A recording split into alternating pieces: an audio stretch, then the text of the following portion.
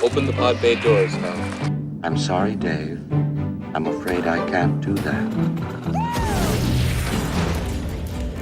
We assume that's the Bahamas.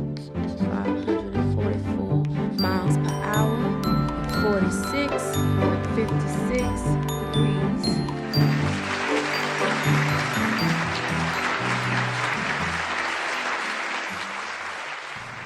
Hi, everybody. I live in the woods, and this is my edge. But I am wearing my lab coat.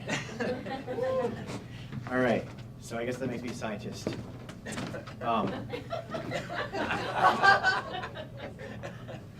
See? Zombies are among us. Maybe they are us. Maybe Maslow, in his hierarchy, was looking through tainted lenses of angry European white guy whose idea of the woods was resources instead of extension of self. Maybe hunter-gatherer nomadic cultural norms and mores had left his grandparents' generations because they were removed from the soil and they stopped listening to hunger and cold as real methods of communication and proactivity. Zombies are infected by a virus, perhaps. What do you mean by virus? Aptly named. Neo. When we're connected to the landscape, we are out of our heads and we're in our hearts and we feel the tension before a robin begins that alarm. In reaction not to the bobcat, but to the neighbor's barn cat, because you know the difference in how far up they hook and how those cats take 3 to 4 steps and stay in the shadows, whereas the barn cat's kind of quick and impatient and doesn't ever get in a bird, really. Mostly chipmunks and rats. Zombies are among us, but they're the people we love, and we share this earth with the Cubicleville folks who pop their heads up like groundhogs looking for a Thursday or Friday relief from whatever treadmill they're running on, hoping for that gold watch at the end of a promised retirement, making a living at the expense of living. What is a zombie? Zombie is somebody who's hurting. They go into themselves to protect themselves. It's the same symptoms you get from hypothermia and dehydration. It's the same thing that happens when someone breaks our heart or kicks us in unmentionable and painful places. We go in. So when I catch myself being a zombie, I have some tricks I want to share with you.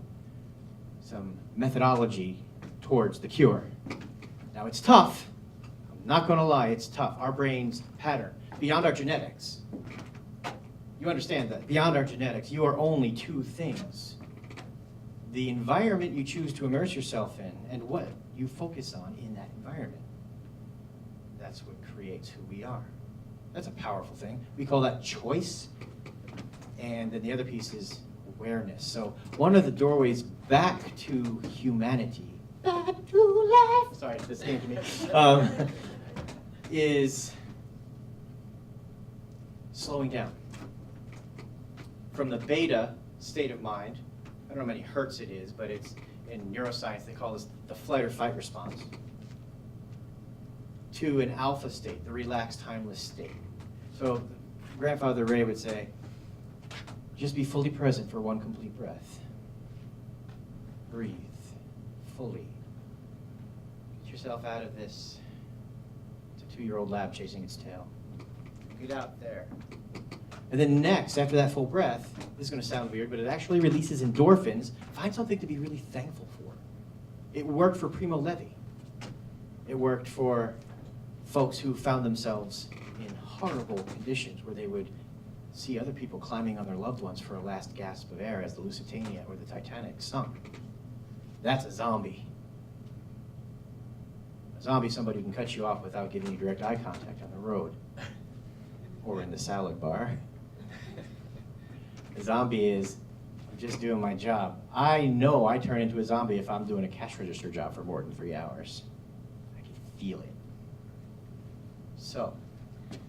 Mike, do you want me to change the slides for you? I did it. Well, they get us at an early age. Zombification through institutionalization. However, that doesn't mean we have to hate the institution.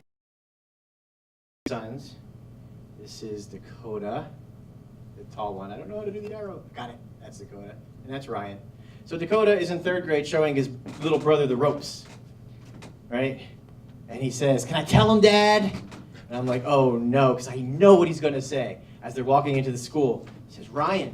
And he looks at me like, "This is great. I want to do it." "Don't let him crush your soul." He got that from me.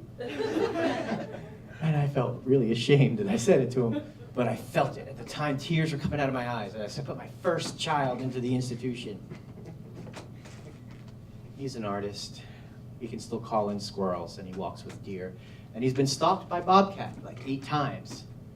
So that's how much of a threat he is. The birds keep singing when he walks down the trails. They don't hook, they don't stop singing. Right? So they said, "Can we do a crushed soul face and a happy face?" So the crushed soul face is this one. Right? And then the happy face we got yelled at because they were on top of the counter doing like crazy poses. So I didn't put that one on there. But I want to share with you, while this is against us, while our patterning is starting with being reactive like chickens to alarms, I often say that there are good-hearted people that go into the institution, and very few of them come out whole. That includes wide-eyed, compassionate teachers who are going to make a difference. And by year 14, they're hiding behind their desk, and their eyes are sagging, and they got a refrigerator and the microwave, and the kids are facing that way, and they're just hoping to make it for the last 3 years. What happened? What happened to those self-actualized human beings? Well, Maslow, you silly man, it's not the tip of the iceberg, it's the baseline of our healthy existence. So by the time year 13 rolls around during the zombie indoctrination, the bell system can be worked on, and everybody knows that the clocks don't work, but as soon as the bell rings, everybody pops up. Chicken status achieved. Which is great, because we're great for playing tic-tac-toe and looking forward to the next party, regretting the last party, and just burying ourselves in the replacement for the campfire and the wisdom keepers, those blinking boxes of light. However, there is a cure. So, step 1, slow down, be present. Step 2, be thankful.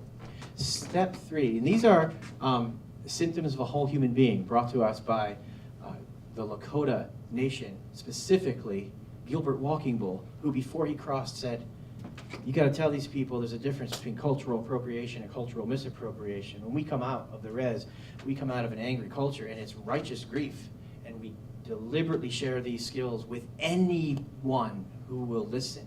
People who are angry are just like your people who are angry. They're young 20-somethings, and their organizations have a fist. That's a healthy stage of development, but too many people get stuck in it. So the cure is learning about the grief in the world. Monsanto, no compromise. There's all kinds of cool stuff out there, right? And then finding how it teaches us and what to do about it as we walk thankfully on our path for the crucible we had to endure, the heartbreak of seeing that vacant lot, which was our secret fort, turn into a parking lot. So the cure is plug into nature. Deep nature connection and community is the cure for zombieism. It's pretty simple to say. How do you generate deep nature connection? I don't know the difference between dandelion and wild lettuce. Well, Mom had a saying, go outside and play. Go outside and play. Anyone stomp in a puddle today? Why not? Anyone go out and do road rescues? The salamanders and the frogs that would have got squashed if we didn't take them and bring them home to Mom until she heard all the noises and then let them go in the vernal pool laughing. Yearly tradition. Are you connecting to your backyard? Have you eaten a dandelion yet? This is the beginning of first season. It's the sweetest season. And then second season is the most numerous. Greater. It's better for dandelion wine this time around. And then the next time around we store and fritter and replant. Right? Look, there's no television screens and none of those Star Trek devices. I have never owned one. I see it changing my kids. They're not there anymore. They can't walk in the trees and not get hit by a branch if they're on one of those things. So it's quite perplexing for all of them.